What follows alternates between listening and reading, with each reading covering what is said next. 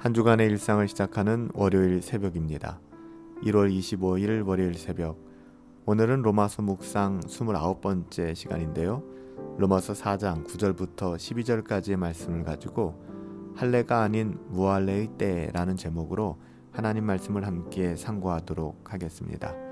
먼저 로마서 4장 9절부터 12절까지의 말씀입니다. 그런즉 이 복이 할례자에게냐 혹은 무할례자에게도냐, 무릇 우리가 말하기를 아브라함에게는 그 믿음이 의로 여겨졌다 하노라. 그런즉 그것이 어떻게 여겨졌느냐? 무할례시냐 할례시냐?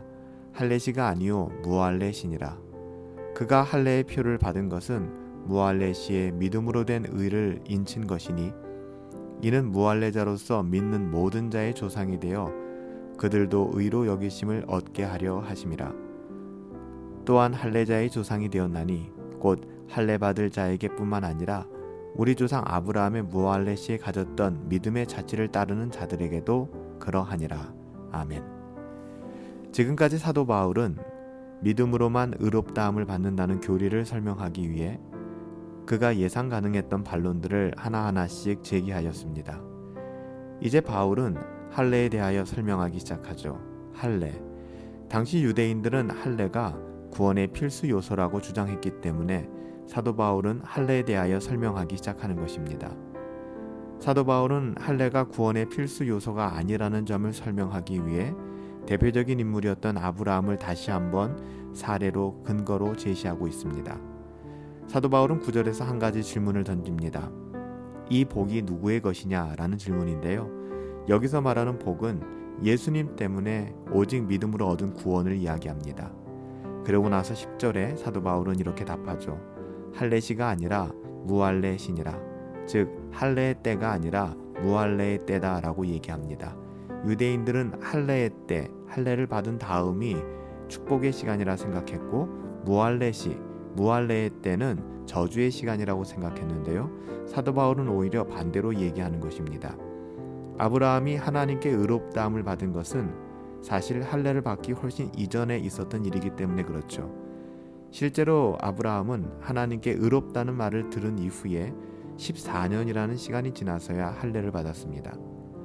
그렇다면 하나님께서 아브라함에게 할례를 명하신 이유는 무엇일까요? 사도 바울은 11절에서 그 이유를 다음과 같이 설명하고 있습니다. 그가 할례의 표를 받은 것은 무할례시의 믿음으로 된 의를 인친 것이다. 아브라함이 무할례시의 믿음으로 된 의를 인친 것이다 라고 할례의 의미를 이야기하는 것입니다. 여기서 인침을 받았다, 인친 것이다 라는 것은요, 확실하게 보증이 되었다 라는 의미입니다. 하나님께서는 아브라함이 이미 14년 전에 믿음으로 의롭다함을 받은 것이 확실함을 보증하기 위하여 할례를 명하신 것이지, 할례를 받았기 때문에 그가 의롭게 된 것이 아니라는 것을 이야기하고 있습니다.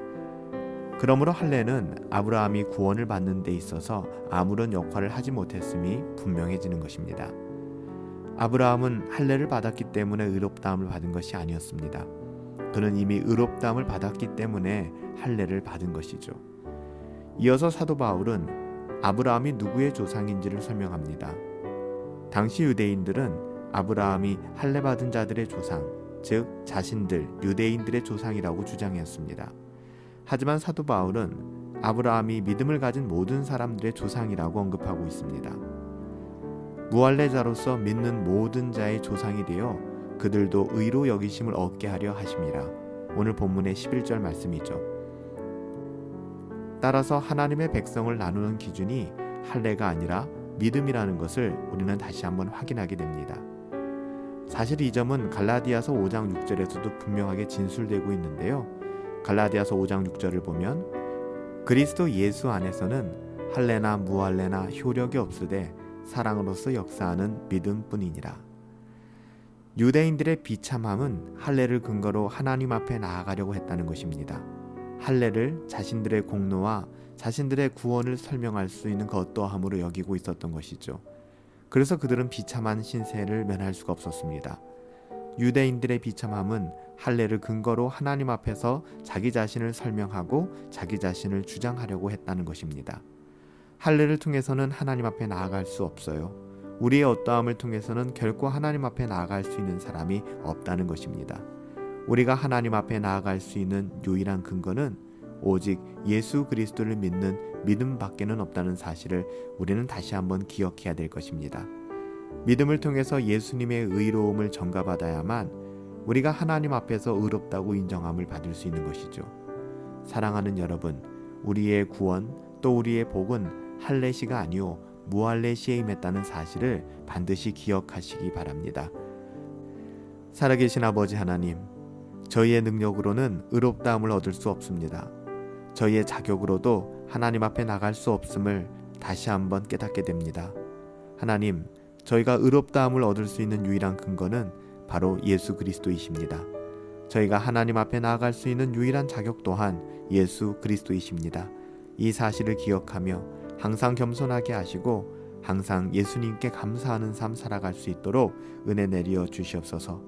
하나님, 우리가 하나님의 자녀로서 하나님의 은혜로 믿음으로 말미암아 구원을 얻게 되었습니다. 우리의 할례가 아니라 무할례시에 받을 자격이 없는 우리에게 하나님의 은혜로 일어난 이 사건을 단 한순간도 잊지 않게 하시고 하나님의 은혜 따라 또 하나님의 믿음 따라 살아갈 수 있도록 하나님 우리의 영혼을 주장하여 주시옵소서. 하나님이 함께 하시고 붙들어 주실 것을 믿사오며 예수님의 이름으로 기도하옵나이다. 아멘. 우리의 구원은 할례시에 증명되어지는 것이 아니라 무할례시에 받을 자격이 없는 우리들에게 값없이 주시는 하나님의 은혜로 말미암아 설명될 수 있는 것입니다. 이번 한 주간도 우리의 어떠함에 들떠 지내는 것이 아니라 하나님의 은혜 안에 하나님의 은혜를 드러내는 삶 살아갈 수 있게 되기를 예수님의 이름으로 축복합니다. 승리합시다.